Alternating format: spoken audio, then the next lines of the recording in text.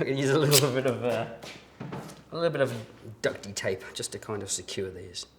Again, we don't want to jinx it, we don't want to say anything wrong, but what we don't want to have happen is that awful moment, and I wish I could say it's never happened, where you're on set and you start pumping blood and you look at the actor and nothing's coming out of his neck, but there's a giant red pile going on the back of his body, you know? It's all kind of spreading up. What I'm going to do now is a thing I call purging the line. I'm going to purge the line a little bit and then I'm going to cut Mike's thing. What I'm doing with purging the line is making sure that the blood is traveling down the line and that there's pressure in the thing. So I don't know if you can see here, you got it? As I purge the line, actually it might push the air out, so I might not do that just yet. I'm going to purge in a second, just in case it eases it out. Okay, Mike, can you get you to lay back in the chair? So this is the bit where I'm going to cut the appliance.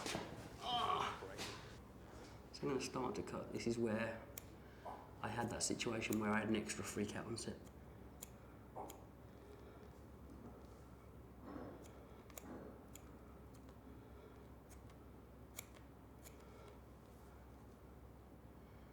This is always I think, a very nerve-wracking piece because you don't exactly know for sure that you are in the right place, and also, you know, you are using a pair of live scissors on next to an actor, and the whole crew are watching sometimes, and you're a little bit nervous. And then you slip and kill your actor, and that's never a good thing, killing actors. Now just get you to turn a little bit towards the mic. There you go.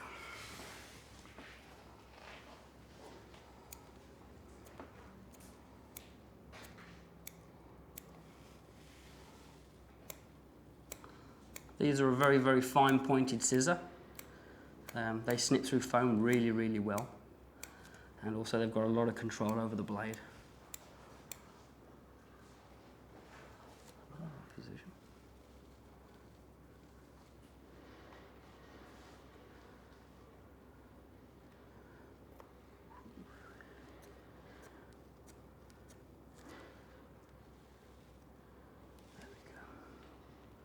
It's a little bit lower than I wanted to be, but that's actually not a bad thing. That's cool. Regarding the pale colour of the foam on the inside, some people like to paint that red. I don't. Your flesh is naturally white inside. I'll bring you back to this position. And I kind of like the white because it's going to go red very, very quickly. And I like that. I really do. I like this. Now, Mike, if you drop your head down, just relax. See, it's almost like I can finger the wound back in. It's almost like it's undetectable.